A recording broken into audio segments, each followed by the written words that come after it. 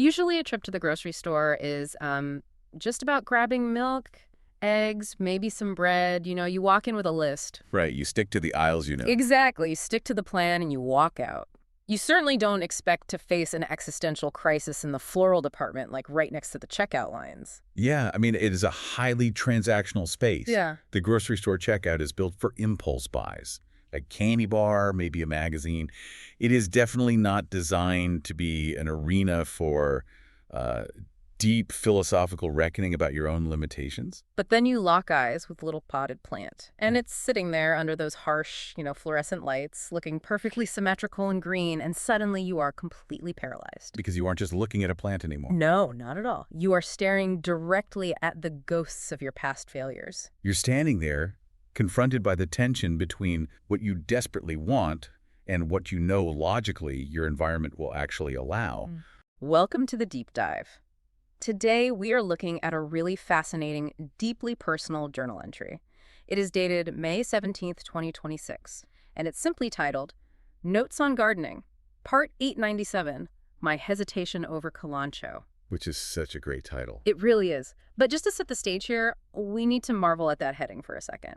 Part 897. Yeah, that tells you literally everything you need to know about the author before you even read the first sentence. I mean, think about it. If you are writing a journal entry every single week, Part 897 represents over 17 years of continuous documentation. Wow, 17 years. Right. And even if this person writes daily, which is a massive commitment, you are looking at over 2.5 years of relentless, methodical observation. That is dedication. The author signs off simply as Ang, and it's immediately clear this isn't like a passing hobby they picked up on a whim. This is a life practice. Oh, absolutely. It's a fundamental part of who they are. So today our mission is to unpack what I am calling the succulent dilemma. I like that. Yeah. The succulent dilemma. Right. We're going to explore how a seemingly mundane, everyday encounter with a Kalanchoe plant at a grocery store triggers this profound reflection on past trauma, environmental reality, and ultimately the philosophy of how we interact with nature. Because on the surface, sure, this is a short journal entry about a specific plant, the Kalanchoe blossfeldiana, but beneath the surface, it is a masterclass in risk assessment. To understand why Ang is standing there, completely frozen in the grocery store aisle today, we first have to look backward. So, Ang writes about buying a few pots of Kalanchoe during a past festive season. And the crucial detail here is the timeline. Right, the timeline is everything. This purchase happened right before Ang fully rediscovered their passion for gardening. So they weren't fully in the zone yet. They didn't have the systems, the knowledge, or the routine in place. They were basically a beginner in that moment. Exactly. And unfortunately, those poor holiday plants did not survive past the festive season. Which is so common. But that brief, unsuccessful window carries a tremendous amount of psychological weight for a gardener. Oh, for sure. Because they failed before the passion truly ignited. It wasn't just a learning experience where you take notes and move on. It became this foundational failure. Like a core memory of defeat. Exactly. When you fail at something early on, before you have any real context for why you failed, your brain doesn't categorize it as a mere mistake. It categorizes it as an inherent personal deficit. Okay, let's unpack this, because it feels exactly like that universal experience of returning to a restaurant where you once got terrible food poisoning. Oh, that is the perfect analogy. Yeah. Like, it doesn't matter if it was 10 years ago. It doesn't matter if the restaurant has a completely new management team, a new chef, a newly renovated kitchen. You still can't do it. You just can't. It doesn't even matter if the dish looks absolutely beautiful on the menu right in front of you. There's a visceral, physical, psychological barrier to ordering it again. Your brain is flashing red warning lights, just screaming that this specific thing equals pain. This raises an important question, though. The human mind is incredibly stubborn when it comes to early negative associations, right? But think about the timeline Ang is operating on here. Right, the 897 entries. Yes. Ang is currently writing Part 897 of their gardening journal. By all metrics, they are incredibly experienced at this point. I mean, they observe deeply, they understand complex ecosystems, they track tiny variations over time. They are an expert in their own right. Exactly. Yet Ang notes that this exact same fear, this specific hesitation about the Kalanchoe, was first documented many moons ago in Part 18. Wow. So the ghost of Part 18 is actively haunting Part 897. It absolutely is. Huh. From Part 18 all the way up to Part 897, Aang has undoubtedly cultivated countless complex, incredibly difficult plants. They have mastered soil composition, light requirements, watering schedules. They've probably kept things alive that most people would kill in a week. Totally.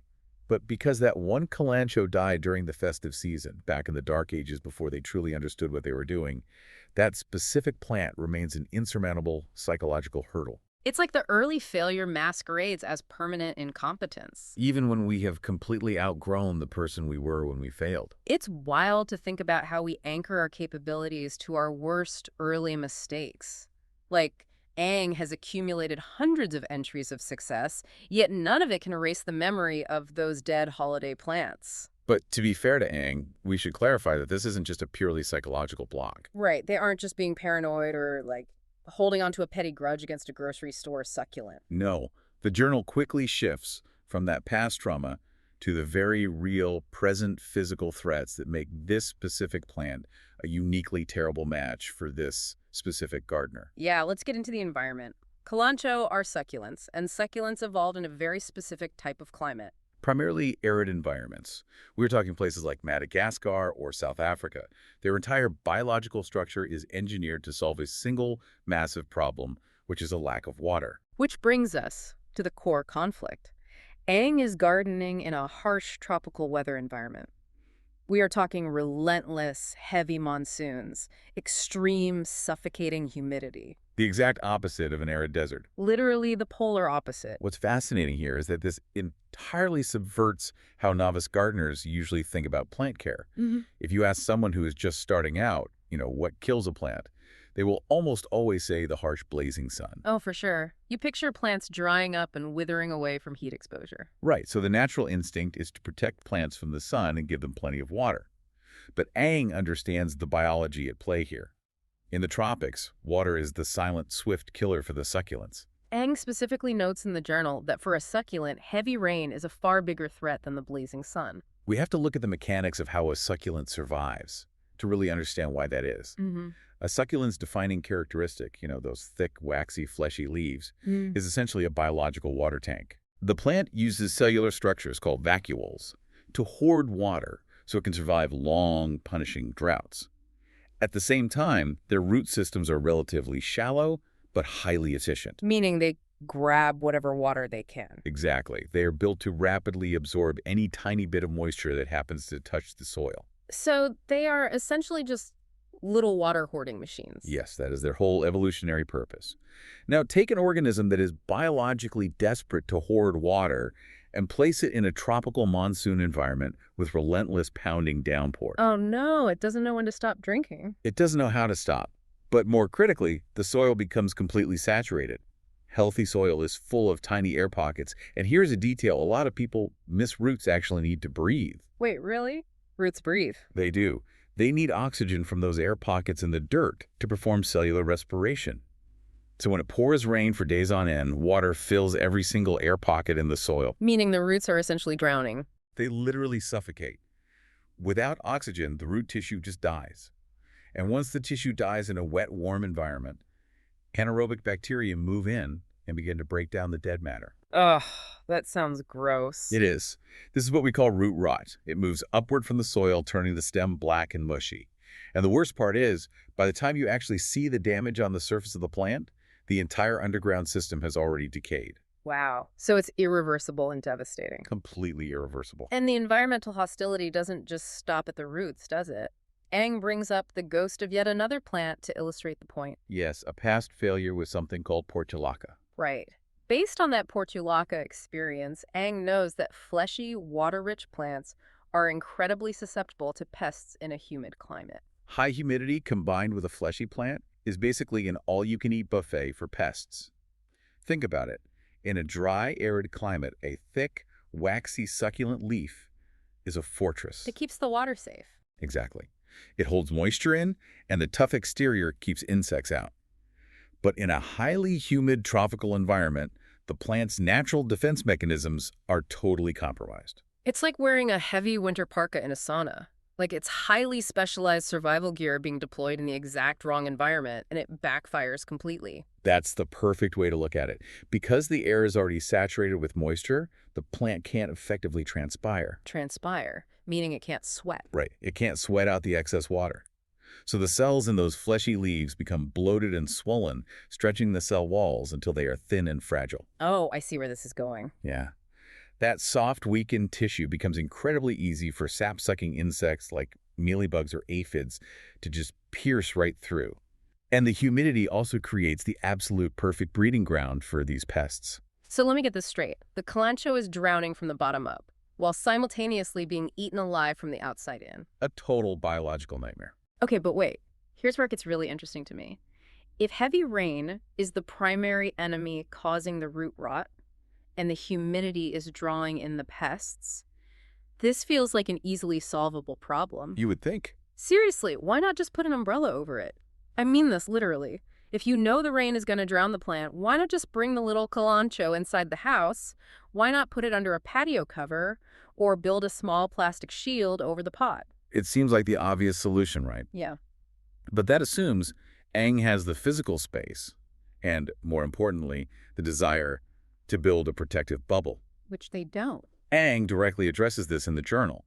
They state very clearly that they do not have a dedicated sheltered microclimate to protect sensitive plants from the relentless rain.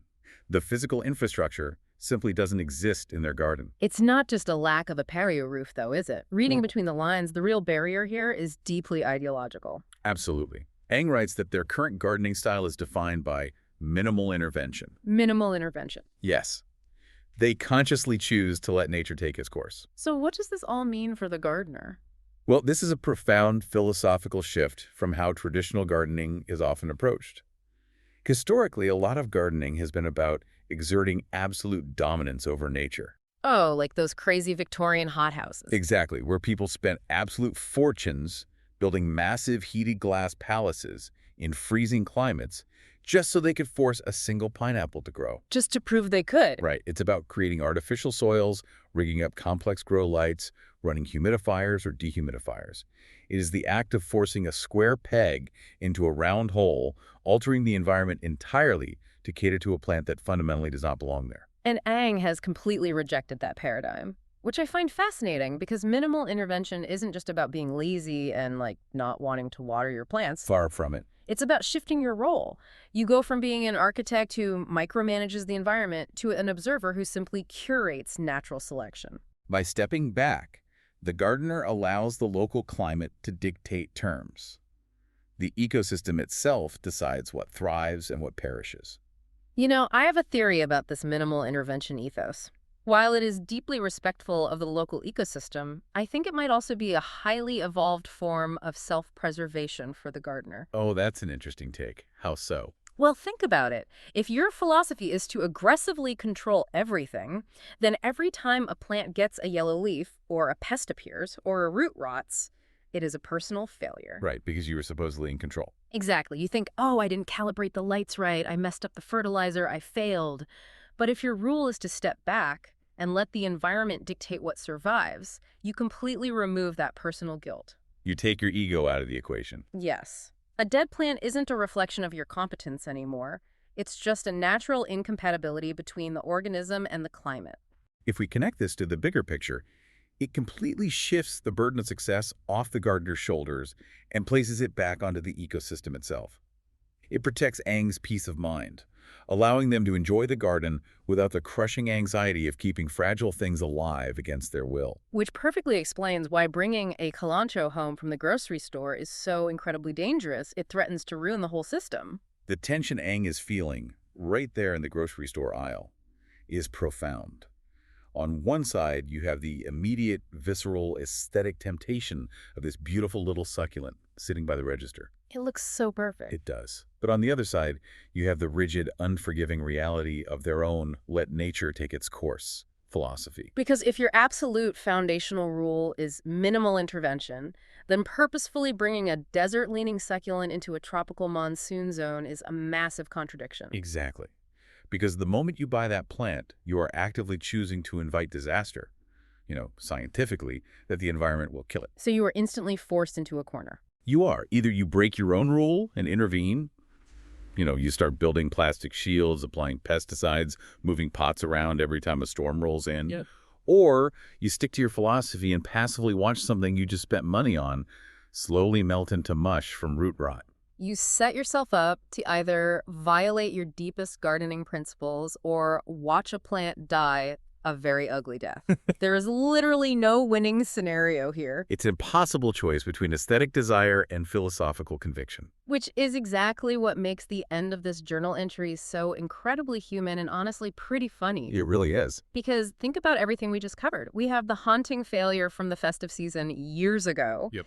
We have the psychological trauma documented all the way back in part 18. We have the complete lack of a protective microclimate. We have the biological certainty of suffocating root rot and soft tissue pests. All the evidence is right there. And we have the direct, irreconcilable contradiction with a deeply held hands-off gardening philosophy. So the logical conclusion is obvious. You walk away from the plant. Right.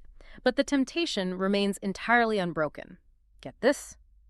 Ang literally ends the entry by contemplating getting a single specimen as a trial run just to see how it goes. Trial run. A trial run! After dedicating almost 900 journal entries to understanding exactly how local ecosystems work and why this specific scenario will end in disaster, they are still standing at the checkout line saying, well, maybe just one. It is the ultimate triumph of hope over experience. Yeah. I mean, they have mathematically proven why it will fail, and they still want to try. It makes you wonder, you Yeah. know, what is your own personal Kalanchoe? What is that one thing you keep wanting to try or keep going back to, even though absolutely all the environmental factors and all of your past experiences explicitly tell you it is a terrible idea? Everyone has that one thing. Yeah. It might be a hobby that demands a level of meticulous daily precision that you simply do not possess in your chaotic life. Or it might be a piece of clothing that has never once fit your actual day-to-day lifestyle, but it just looks incredible on the rack. It's the surfboard you buy when you live 5 hours inland.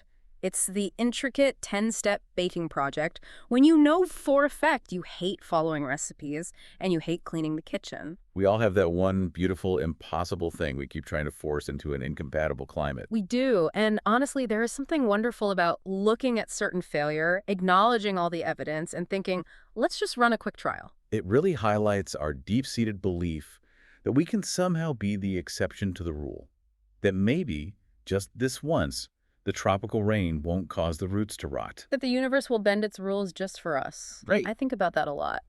When we are standing in that aisle, when we know with absolute certainty that our current environment is fundamentally hostile to something we desire, whether that's a fragile potted plant, a demanding new habit, or a delicate creative project, is that urge to just try one more time a beautiful, necessary sign of human resilience?